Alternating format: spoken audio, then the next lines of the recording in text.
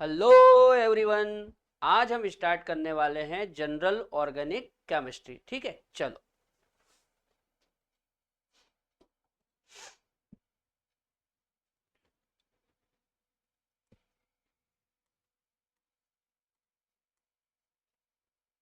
General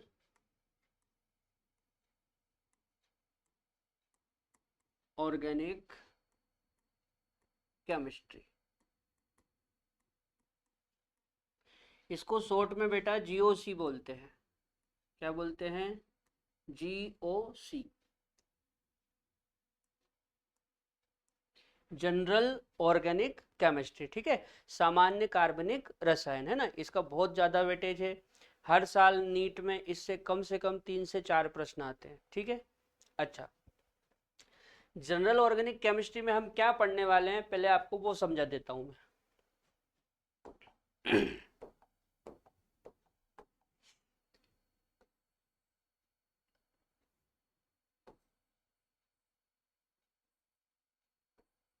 GOC, general organic chemistry. ठीक है, इसको हम 4 पार्ट में डिवाइड करेंगे।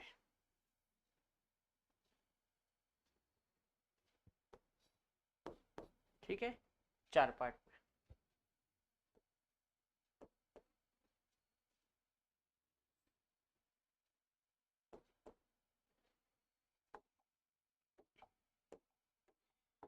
पहले पार्ट में हम पढ़ेंगे बेटा बेसिक ऑर्गेनिक,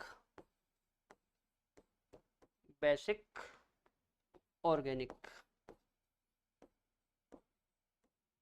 ठीक है, दूसरे पार्ट में हम पढ़ेंगे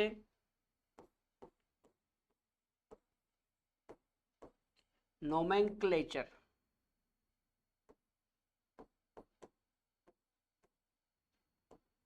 नोमेनक्लेचर। तीसरे पार्ट में हम पढ़ेंगे आइसोमेरिज्म, और चौथे पार्ट में हम पढ़ेंगे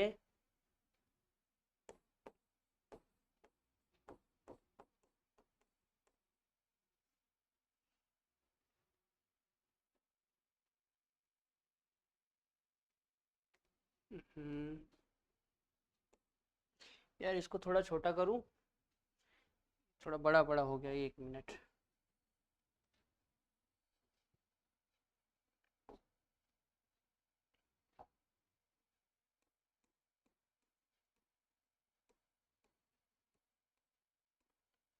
नोमेनक्लेचर। ठीक है, दूसरे पार्ट में हम तीसरे पार्ट में हम पढ़ेंगे आइसोमेरिज्म, और फोर्थ पार्ट में हम पढ़ेंगे रिएक्शन मैकेनिज्म। ठीक है बेटा, हम जनरल ऑर्गेनिक केमिस्ट्री को 4 पार्ट में पढ़ने वाले हैं। सबसे पहला पार्ट हमारा रहेगा बेसिक ऑर्गेनिक, इसमें मैं आपको ऑर्गेनिक की बेसिक चीज़ें सिखाऊंगा। दूसरे पार्ट में हम पढ़ेंगे नोमेनक्लेचर, इसमें मैं आपको सामान्य नाम और आईयूपीएसी नाम सिखाऊंगा।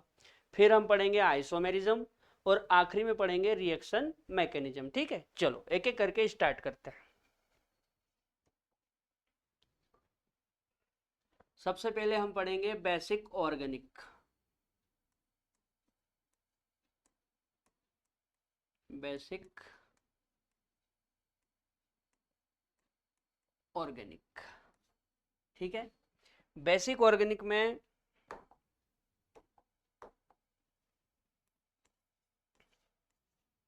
सबसे पहले हेडिंग है हमारी रूट वर्ड।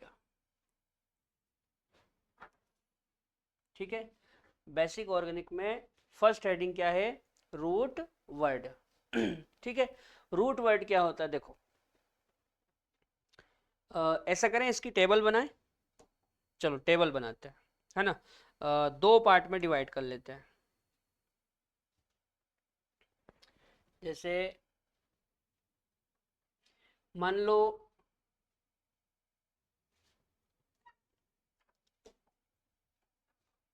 हम्म, ऐसा करते हैं, 4 पार्ट करते हैं। ये ठीक है। यहाँ पे हो जाएगा नंबर ऑफ कार्बन और यहाँ पे हो जाएगा रूट वर्ड। ठीक है। ठीक इसी प्रकार यहाँ पे हो जाएगा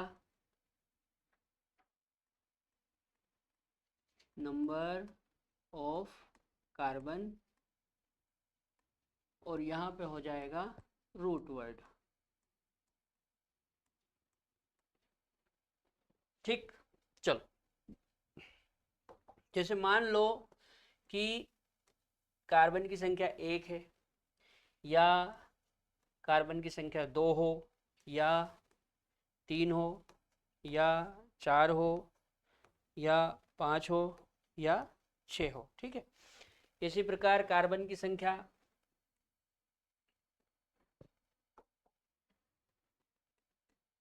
7 हो, या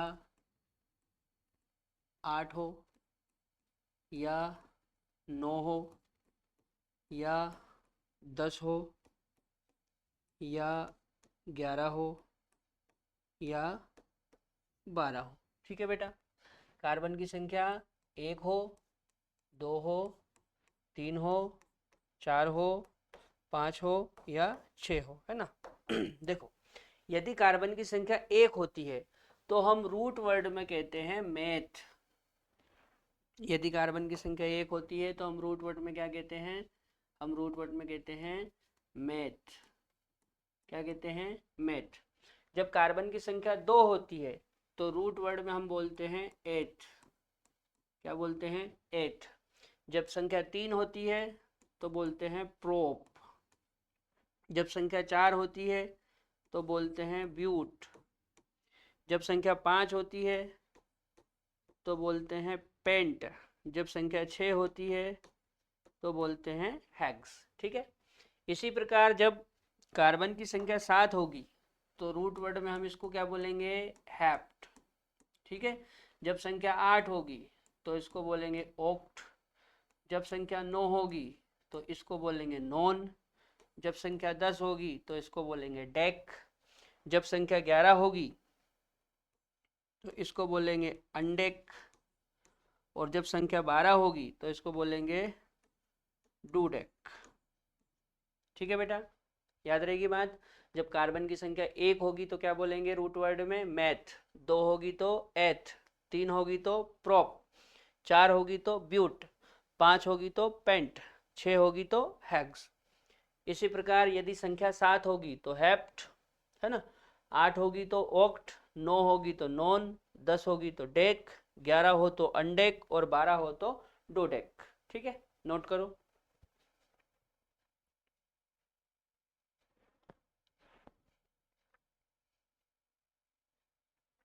चलो आगे बढ़ते हैं। अब इसके बाद नेक्स्ट हमारा हो जाएगा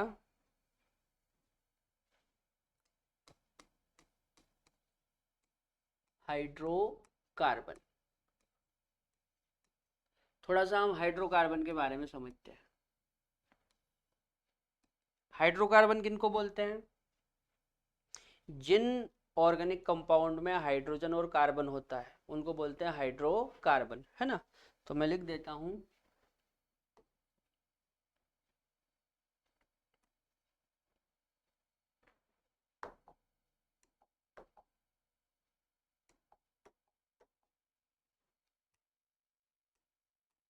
इनमें हाइड्रोजन और कार्बन होता है। ठीक है। हाइड्रोकार्बन में क्या होता है बेटा? हाइड्रोजन और कार्बन। तो हमने लिख लिया इनमें हाइड्रोजन और कार्बन होता है। ठीक है। अच्छा, यदि हम हाइड्रोकार्बन के बारे में देखें तो मेनली ये 2 टाइप के होते हैं। हाइड्रोकार्बन हाइड्रोकार्बन कितने टाइप के होते हैं? हाइड्रोकार्बन 2 टाइप के होते हैं।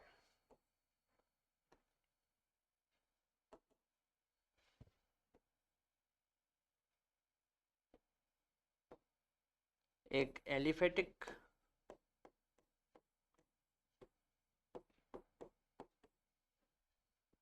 और एक एरोमेटिक।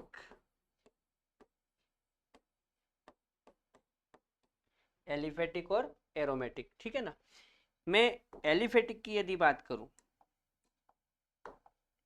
तो एलिफेटिक में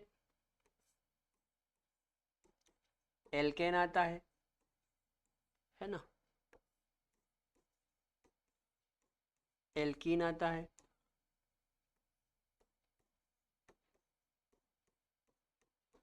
और एल्काइन आता है, ठीक है। एलिफेटिक में कौन कौन आता है? Alkane, alkene, alkyne.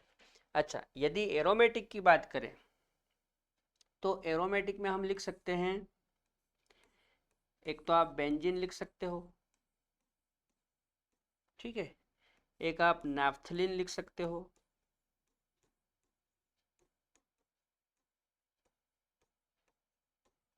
एक आप एंथ्रासीन लिख सकते हो,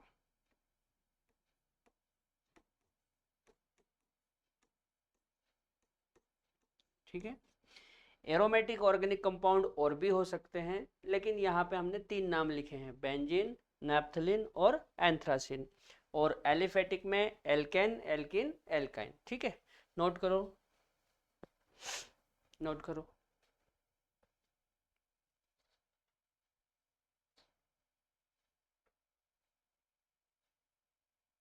चलो, अब इनके बारे में कुछ बेसिक बातें सीखते हैं ना, एल्केन, एल्कीन और एल्काइन के बारे में। तो ऐसा करते हैं, 3 पार्टीशन कर लेते हैं।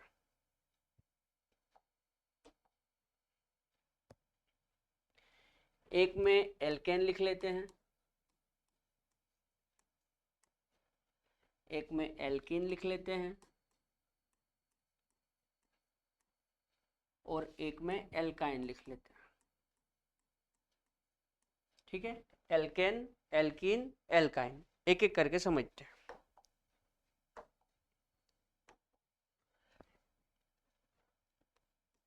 एल्केन के आखिरी में एन आता है।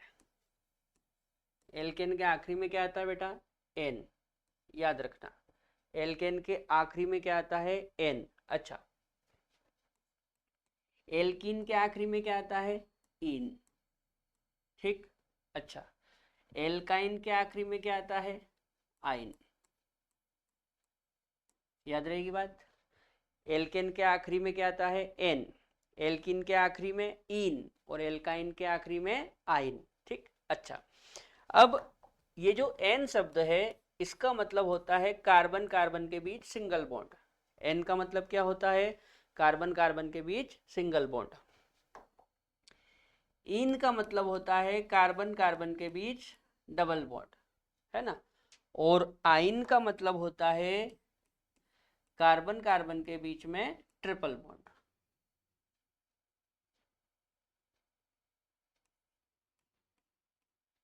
ठीक है। एन मतलब कार्बन कार्बन के बीच सिंगल बॉन्ड, इन मतलब डबल, और आइन मतलब ट्रिपल। अच्छा, यदि मैं एल्केन का जनरल फॉर्मूला बनाऊं तो इसका जनरल फॉर्मूला बनता है CnH2n+2। एल्केन का जनरल फॉर्मूला क्या होता है? CnH2n+2। यदि मैं एल्कीन का जनरल फॉर्मूला बनाऊं तो इसका जनरल फॉर्मूला होता है CnH2n, ठीक है। और एल्काइन का जनरल फॉर्मूला होता है CnH2n-2, ठीक है। अच्छा, यदि हम इनके एग्जाम्पल की बात करें तो एल्केन का पहला सदस्य मेथेन होता है। एल्केन का पहला सदस्य कौन होता है? मेथेन, ठीक है।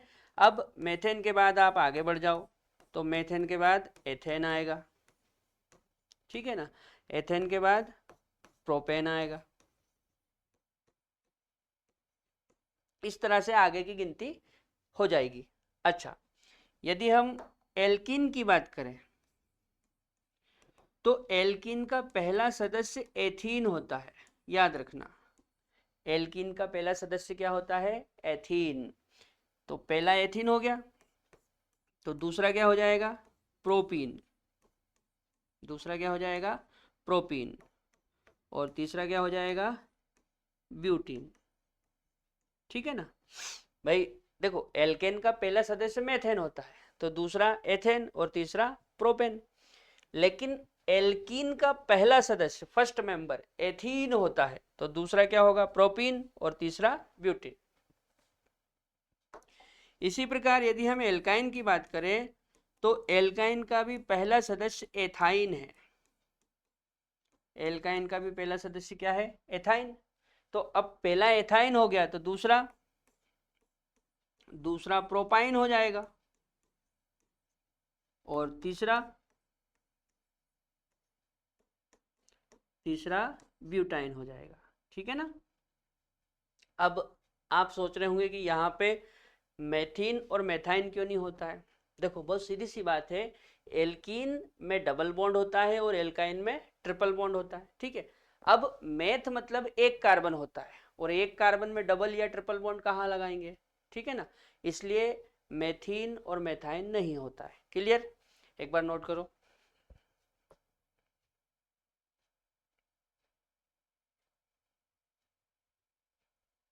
चलो अब इनके अपन फॉर्मूले बनाना सीखते हैं ना। जैसे सबसे पहले अपन एल्केन की बात करते हैं। ठीक है, एल्केन की तो ऐसा करते हैं, जैसे देखो मैंने अभी आपको रूट वर्ड सिखाया था। रूट वर्ड, रूट वर्ड में सबसे पहला रूट वर्ड क्या था, मैथ। ठीक है, तो मैथ हो गया। दूसरा क्या था, एथ, तो एथ हो गया। तीसरा क्या था, प्रोप, तो प्रोप हो गया। चौथा क्या था, ब्यूट, तो ब्यूट हो गया, है ना। अच्छा, ब्यूट हो गया ना। एक और लिख लूँ यहीं पे। पांचवा क्या था, पेंट, ये पेंट हो गया। अच्छा, इसके बाद छठा क्या था, हैग्स, तो ये हैग्स हो गया। सातवां क्या था, हैप्ट, तो ये हैप्ट हो गया।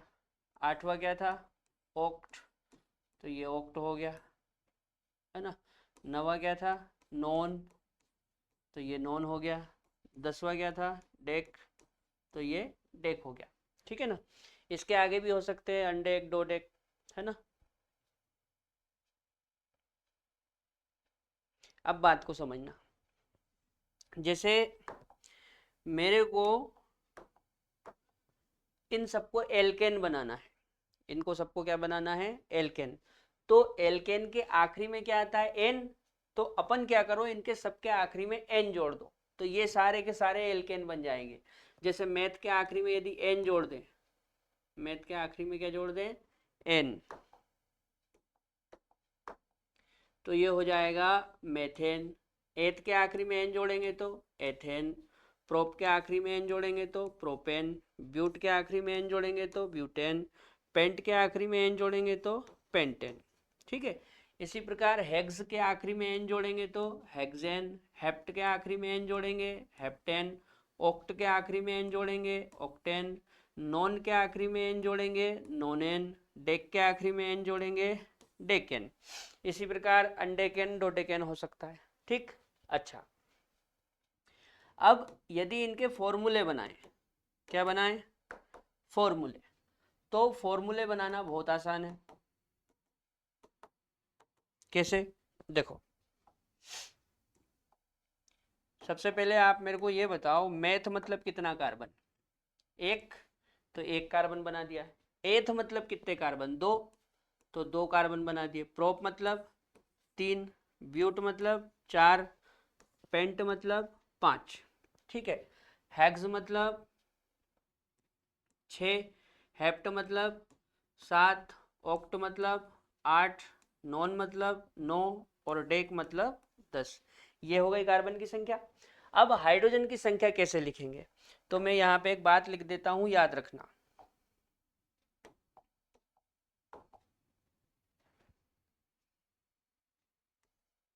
कार्बन की,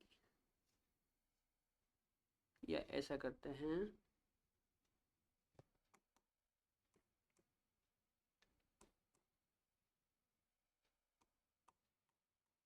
number of hydrogen equal to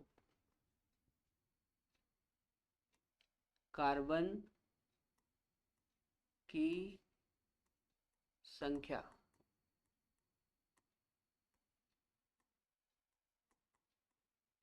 double करके उसमें 2 जोड़ना है।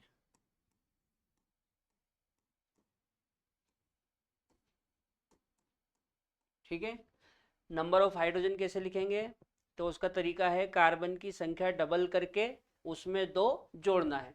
मतलब जो भी कार्बन की संख्या उसको आप पहले डबल कर दो, फिर उसमें 2 जोड़ दो। देखो कैसे, जैसे कार्बन की बात करते हैं,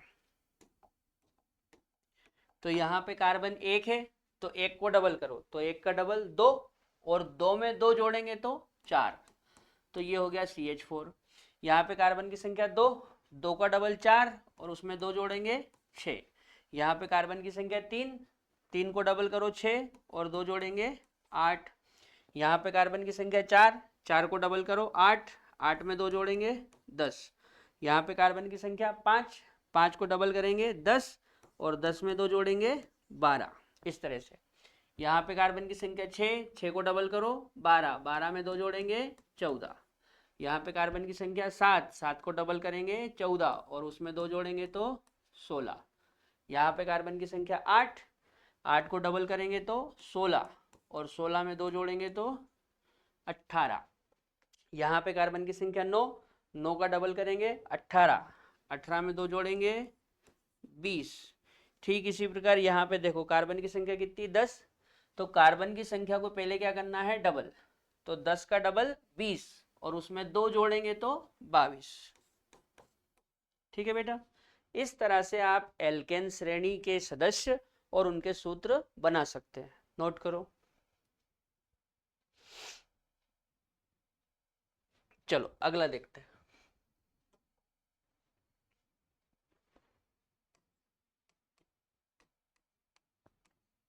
अगला है एल्कीन। ठीक है, चलो एल्कीन की यदि हम बात करें तो एल्कीन का पहला सदस्य क्या है, एथीन, मतलब इसकी गिनती एथ से चालू होगी। ठीक, एथ के बाद क्या आएगा, प्रोप, प्रोप के बाद ब्यूट। ठीक है ना, अच्छा ब्यूट के बाद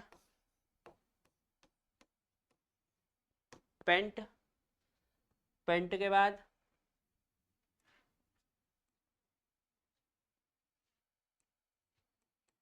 पेंट के बाद हेग्स, हेग्स के बाद हेप्ट, हेप्ट के बाद ऑक्ट, और ऑक्ट के बाद नॉन। ठीक, अच्छा इनको सबको एल्केन बनाना है, सॉरी इनको सबको एल्कीन बनाना है। इनको सबको क्या बनाना है, एल्कीन। तो एल्कीन के लास्ट में क्या आता है, इन, तो सबके लास्ट में इन जोड़ दो। तो ये हो गया एथीन, ये हो जाएगा प्रोपीन, ये हो जाएगा ब्यूटीन, ये हो जाएगा पेंटीन, ये हो जाएगा हेक्सीन, ये हो जाएगा हेप्टीन, ये हो जाएगा ऑक्टीन, ये हो जाएगा नोनिन। ठीक है, इन जोड़ दिया। अब फॉर्मूला बनाते हैं। तो एथ में कार्बन कितने होते हैं, 2, प्रोप में 3, ब्यूट में 4, पेंट में 5, हेक्स में 6, हेप्ट में 7, ऑक्ट में 8, नॉन में 9। ठीक है, अब हाइड्रोजन, तो हाइड्रोजन की संख्या कैसे लिखेंगे, मैं यहाँ पे लिख देता हूँ, number of hydrogen equal to carbon की संख्या को डबल करना है।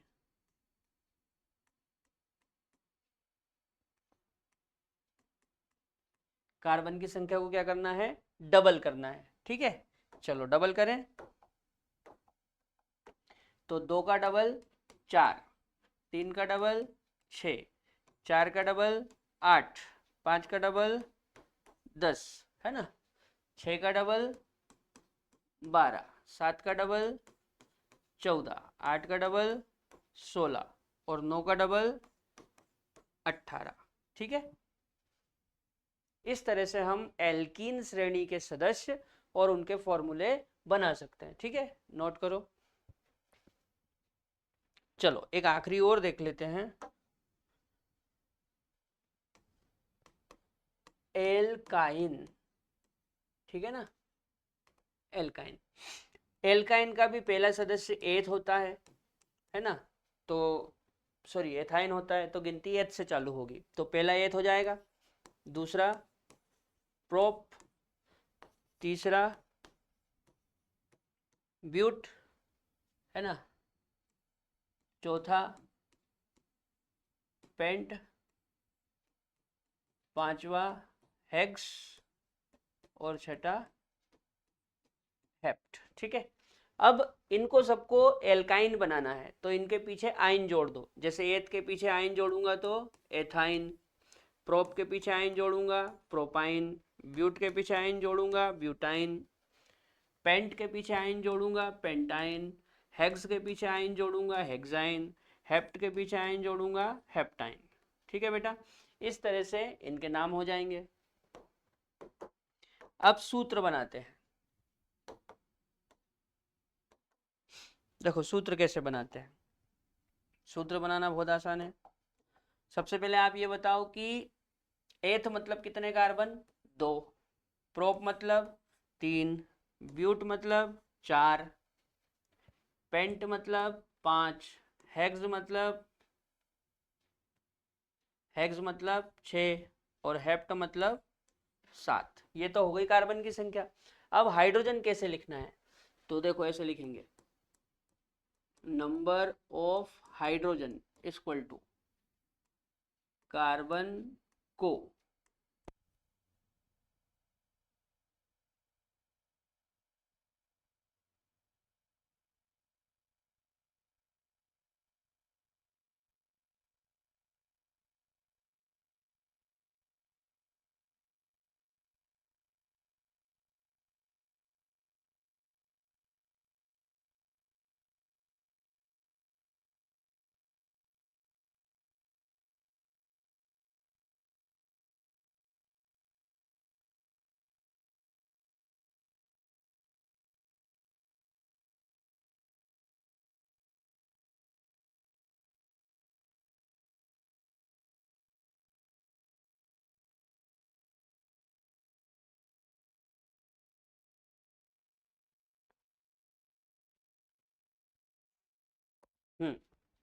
तो हाइड्रोजन की संख्या कैसे लिखेंगे, कार्बन को डबल करके उसमें से 2 घटाना है। मतलब पहले कार्बन को आप डबल कर लो और फिर उसमें से 2 घटा दो, है ना। देखो करते हैं कैसे, जैसे यहाँ पे कार्बन की संख्या 2 है तो 2 का डबल कितना होगा 4, 4 में से 2 घटाएंगे 2।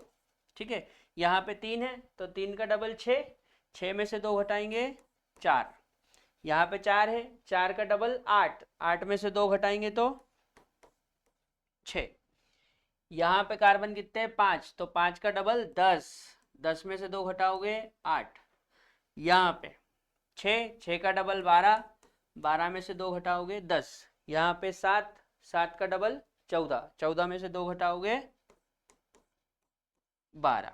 ठीक है, इसी प्रकार हम आगे के सूत्र और नाम भी बना सकते हैं, नोट करो।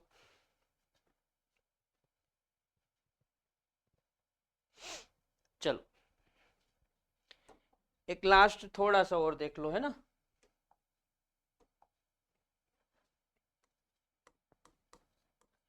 Structural formula.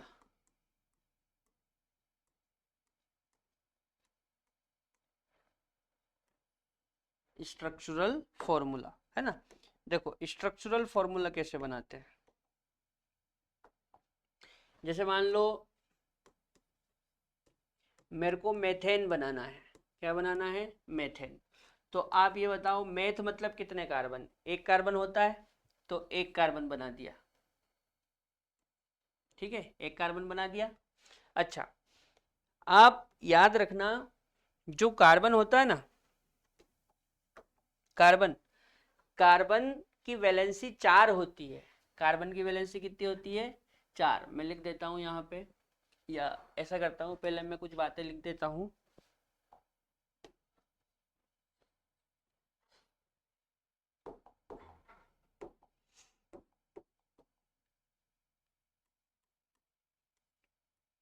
कार्बन, कार्बन की वैलेंसी, वैलेंसी 4 होती है, ठीक है, कार्बन की वैलेंसी कितनी होती है, 4। दूसरा, हाइड्रोजन की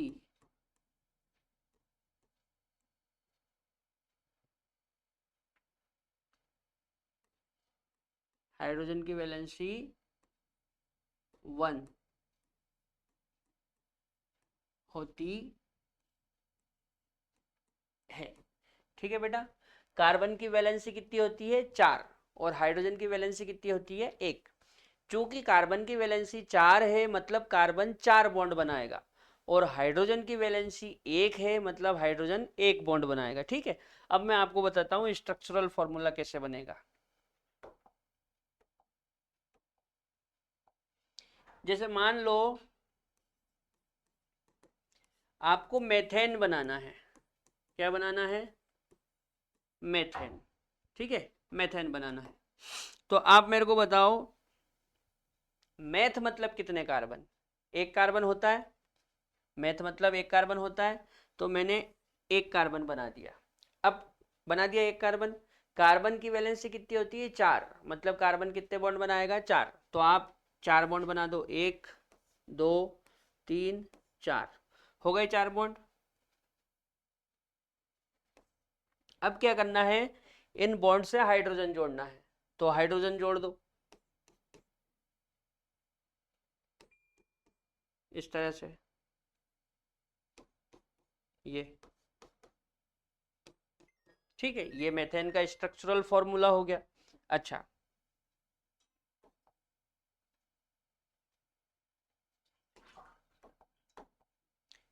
जैसे मान लो एथेन बनाना है, क्या बनाना है, एथेन।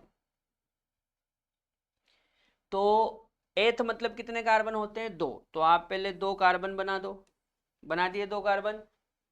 अच्छा, कार्बन एथ में 2 होते हैं तो 2 कार्बन बना दिए। और एन मतलब क्या होता है, एन मतलब होता है कार्बन कार्बन के बीच सिंगल बॉन्ड, तो मैंने कार्बन कार्बन के बीच सिंगल बॉन्ड लगा दिया।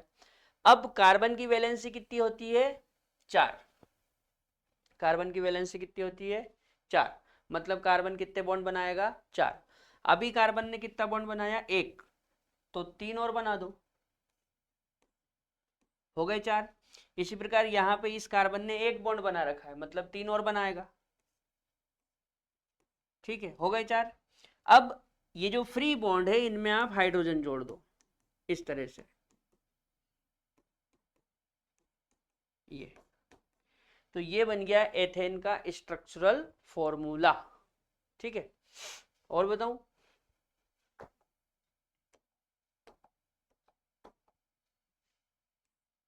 जैसे मान लो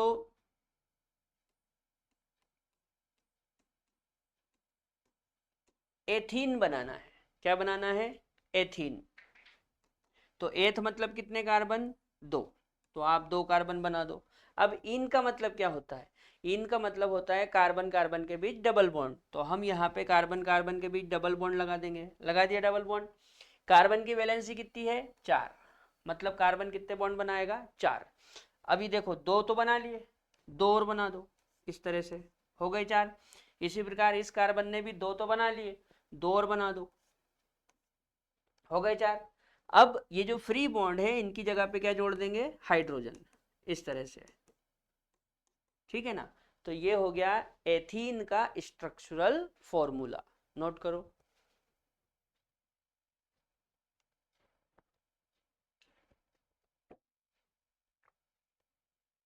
चलो कुछ और देखते हैं। जैसे मान लो हमको एथाइन बनाना है, क्या बनाना है, एथाइन। अच्छा, एथाइन को एसिटिलीन नाम से भी जानते हैं बेटा, याद रखना। एथाइन को एसिटिलीन नाम से भी जाना जाता है, याद रखोगे।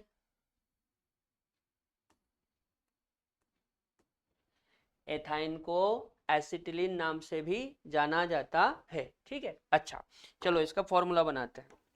आप मेरे को ये बताओ, एथ मतलब कितने कार्बन, तो एथ मतलब होते हैं 2 कार्बन, तो हम 2 कार्बन बना देंगे, बना दिए।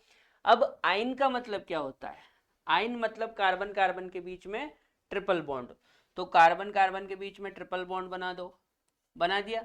अब हमको पता है कि कार्बन 4 बॉन्ड बनाता है, और अभी कितने बनाए, 3, एक और बनाएगा तो एक साइड में बना दो, इसी प्रकार इधर एक साइड में बना दो।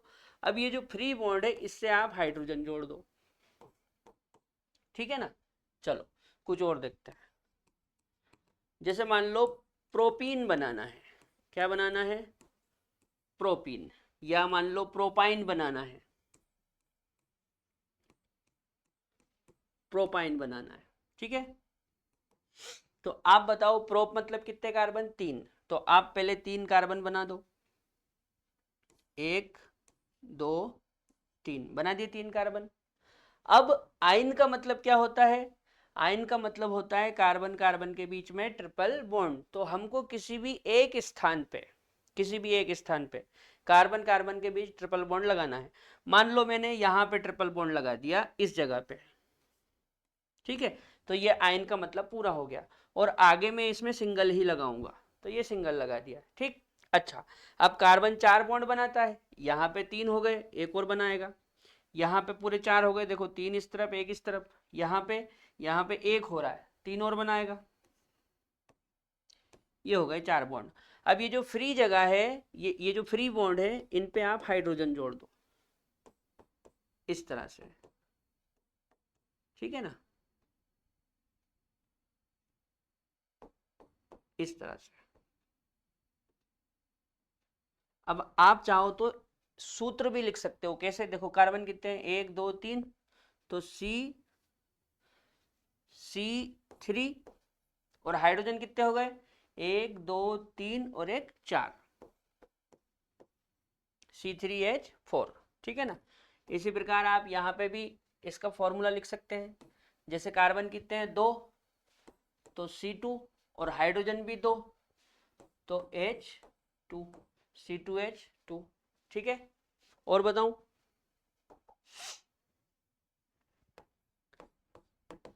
जैसे मान लो ब्यूटीन बनाना है, क्या बनाना है, ब्यूटीन, ठीक है, ब्यूटीन, तो ब्यूट मतलब कितने कार्बन, 4, तो हम 4 कार्बन बना देंगे, 1 2 3 4, बना दिए 4 कार्बन। अब इन का मतलब क्या होता है, इन का मतलब होता है कार्बन कार्बन के बीच में डबल बॉन्ड, इन का मतलब क्या होता है, कार्बन कार्बन के बीच डबल बॉन्ड, तो हमको किसी भी एक स्थान पर, किसी भी एक स्थान पर, है ना, किसी भी एक स्थान पर कार्बन कार्बन के बीच में डबल बॉन्ड लगाना है। मान लो मैं यहाँ पे डबल बॉन्ड लगा देता हूँ, तो इन वाली कंडीशन पूरी हो गई। अब क्या करेंगे, अब बाकी जगह सिंगल लगा दो, लगा दिए सिंगल। अब कार्बन कितने बॉन्ड बनाता है, 4, अभी कितना बनाया, 1, तो 3 और बना दो, हो गए 4। अच्छा इसने देखो, इसने 2 इधर बना रखे, 1 इधर, तो एक और बनेगा, हो गए 4। अच्छा इसने देखो 2 इधर बना रखे, 1 इधर, एक और बनेगा, हो गए 4।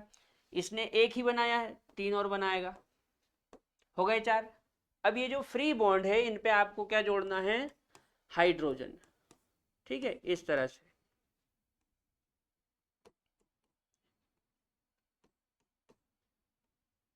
ये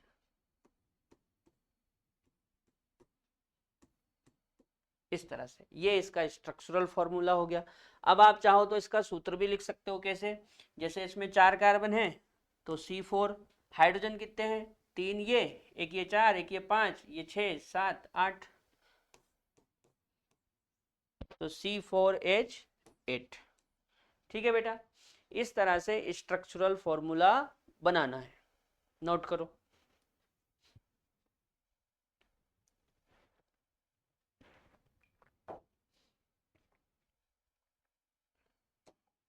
चलो एक आखिरी और देख लो।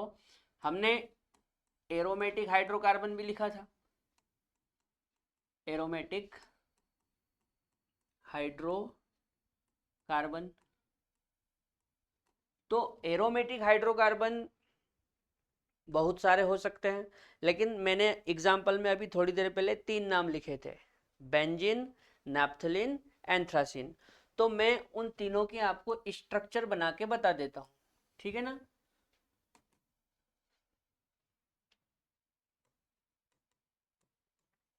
बेंजीन, दूसरा क्या था? नैप्थलीन,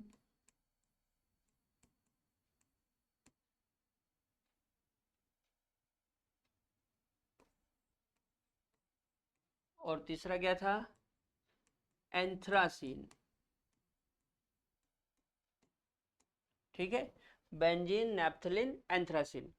बेंजीन की यदि हम बात करें तो बेंजीन इस तरह से होता है।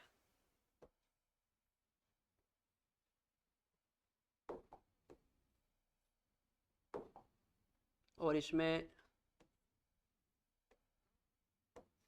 इस तरह से 3 बॉन्ड होते हैं, ये बेंजीन हो गया। ठीक है। अच्छा, नैप्थलीन की बात करें तो नैप्थलीन में 2 रिंग होती है। कितनी रिंग होती है? 2। एक रिंग ये हो गई, एक और बना दो।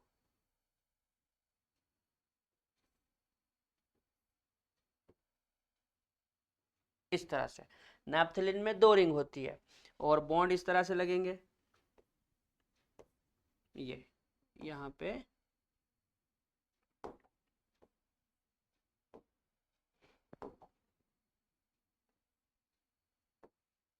इस तरह से। ठीक है ना। अच्छा, एंथ्रासिन की बात करें तो एंथ्रासिन में 3 रिंग होती है।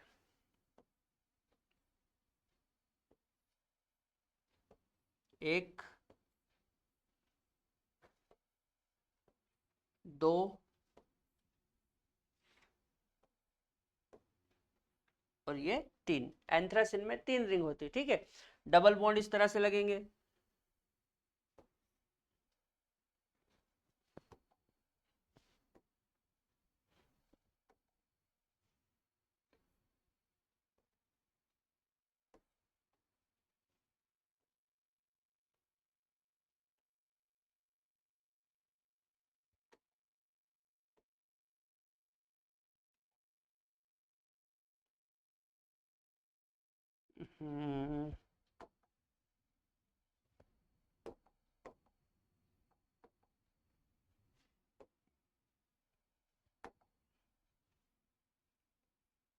डबल बॉन्ड इस तरह से लगेंगे। ठीक है, यदि मैं इसमें डबल बॉन्ड की संख्या देखूं, क्या देखूं? डबल बॉन्ड की संख्या, नंबर ऑफ डबल बॉन्ड।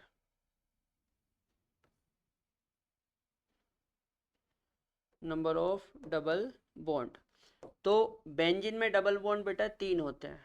कितने होते हैं? 3 डबल बॉन्ड होते हैं। अच्छा, यदि मैं नैप्थलीन में डबल बॉन्ड देखूं तो नैप्थलीन में नंबर ऑफ डबल बॉन्ड कितने होते हैं? 5।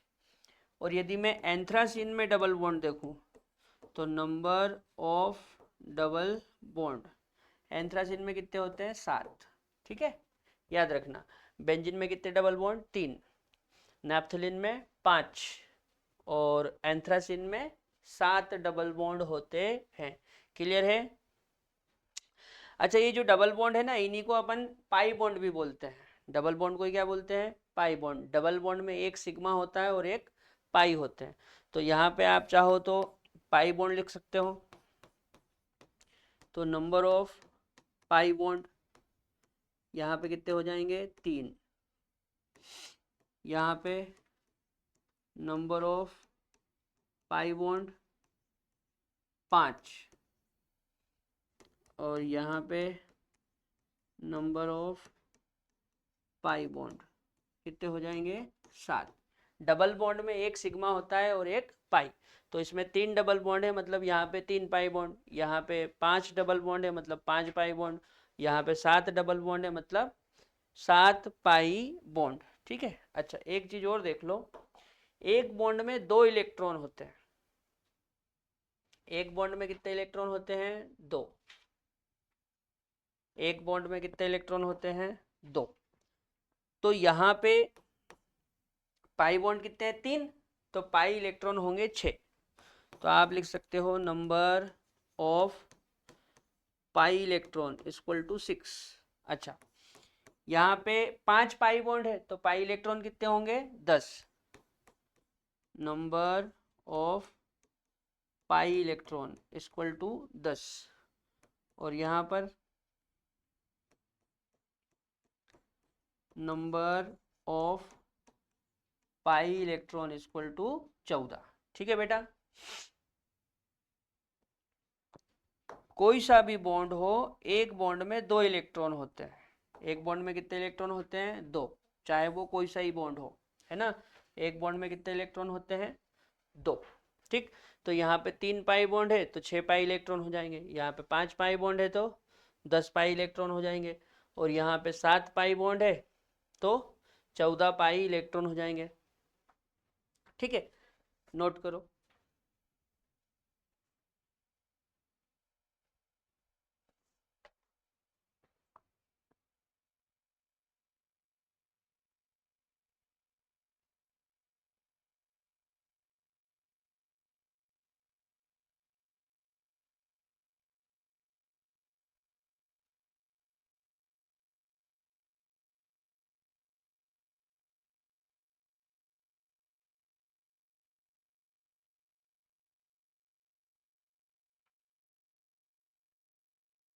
बना लिया।